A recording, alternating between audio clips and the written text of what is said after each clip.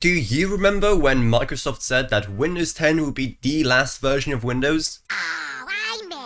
Well, that was a big fat lie, wasn't it? Because now we have Windows 11, which could have just been one large cumulative update to Windows 10, but instead it's its own thing for some reason. And going off of the reaction online, you would imagine that Windows 11 is somehow even worse than Vista or something. So is it actually that bad? Why does it provoke such a reaction from people? Well, let's talk about it, shall we? Right off the bat, like with most Windows releases, the main thing that stands out to most people is the whole redesign of Windows itself. And like with most Windows versions, the UI has gotten a major facelift. Everything still looks ultra modern, but now Windows has moved away from its obsession with squares and rectangles with Windows 10 and has returned to rounded corners. And even though most promotional images show the taskbar in the middle of the screen, don't worry, you can snap it to the left hand side of the screen as well, so you don't have to relearn 20 years of pressing in the bottom left to open up the start menu. Speaking of the taskbar, however, you can only have it on the bottom now. And even though I have no idea what kind of sick person has the taskbar anywhere else but the bottom of the screen,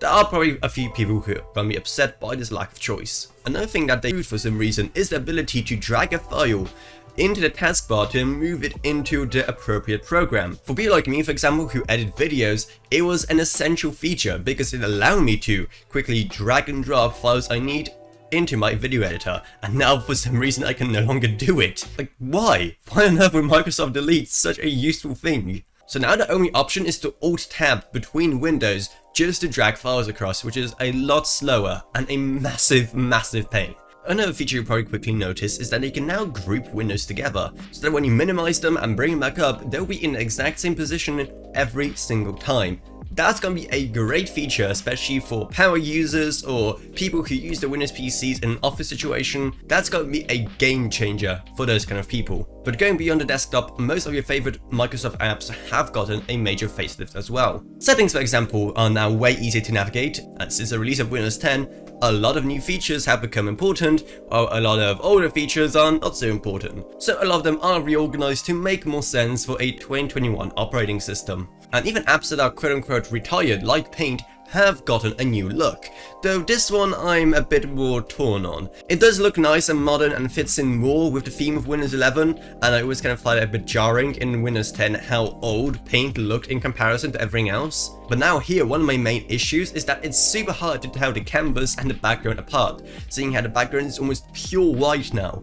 And no, there is no option to change the background color, set to dark mode or anything, so it just stuck like that. But now let's talk about the one thing that no other operating system will ever beat Windows in: gaming. And don't worry, Windows 11 has a whole bunch of new features just for gamers. Those include Direct Storage API and Auto HDR, and it was just announced that they're going to be in Windows 10 as well.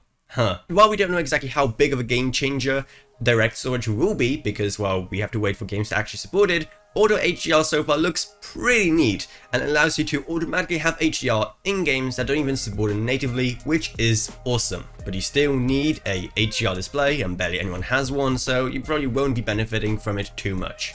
Other changes of note include the introduction of the Windows Terminal, which is basically a combination of Command Prompt, PowerShell, and other similar tools all in one, which definitely is going to be great for programmers or people who just sit and create batch files all day. A better system for unplugging and plugging monitors that allows all your apps to return to the exact same position they were, and when it comes to features that most people care about, that's about it when it comes to big changes. So it's very disappointing to see that so many key issues with Windows are still not fixed. But another thing to keep in mind is that if you're hoping for a smooth transition from Windows 10 to Windows 11, well, you're going to be disappointed, because a lot of applications have been cursed with software incompatibility problems. In fact, a lot of games from Microsoft's own Xbox app and Windows Store are currently incompatible with Windows 11, which is giving you this strange message saying that it cannot find the executable you're literally clicking on. But that's really it. There really isn't much else to Windows 11. It definitely isn't as much of a substantial update as most people hoped for, but it is still better than Windows 10 in most regards. The only real thing I imagine people will have a problem with is the new UI, but hey, it's Windows.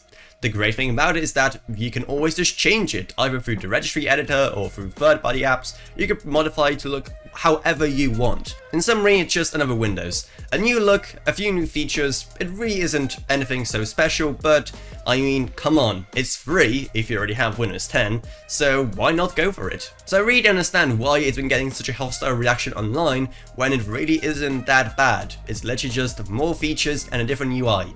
And who could be mad at that? Oh, of course, the internet. They're mad at everything, can't they? But let me know what you think of Windows 11, and if you want to help support this channel so I can make more reviews like this one in the future, then maybe consider subscribing or supporting my channel on Patreon, which is going to be down in the video description below, because even $1 a month goes a long way in helping out this channel and allows you to make way better videos, along with videos on way more interesting topics. I'd also like to thank my existing patrons, Gavin Burns, Ryan, LKB, Meg Sumner, Shane Allcroft, Lance B, and Comic Age Clothing. Thank you guys so much, support truly goes a long way. Down there you're also going to find our Amazon Associates link, plus then it's also our Discord server if you want to talk to me or others about this or whatever else really, plus then there's social media links as well. But anyway, that's what it's, I hope you enjoyed this video. If you did, then remember to subscribe, like, whatever, and I'll see you all in whatever I make next. Goodbye everyone, goodbye.